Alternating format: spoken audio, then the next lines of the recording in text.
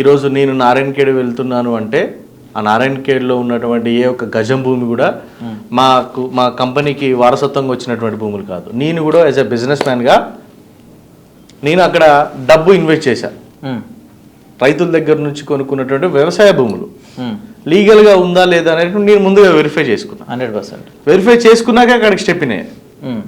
So నేను అక్కడ నాకు వచ్చినటువంటి భూములు అయితే వారసత్వం కాదు, నేను డబ్బు పెట్టాను కాబట్టి లీగల్గా ఉందా లేదని వెరిఫై చేసుకున్నాక నేను స్టెప్ దిగాను. నేను నా కస్టమర్లు అందరికీ కూడా లాంగ్ రన్లో ఉండాలి అంటే ఖచ్చితంగా నేను చేయాల్సిన పని ఏంటంటే లీగాలిటీ ఇంపార్టెంట్. ఇప్పుడు ఉన్నటువంటి పరిస్థితుల్లో లీగాలిటీ ఇంపార్టెంట్. అండ్ మోరోవర్ జరుగుతున్నటువంటి మోసాలన్నీ కూడా రాంగ్ ఒపీనియన్స్. బికాజ్ ఏంటంటే టెక్నాలజీ చాలా బాగా పెరిగింది.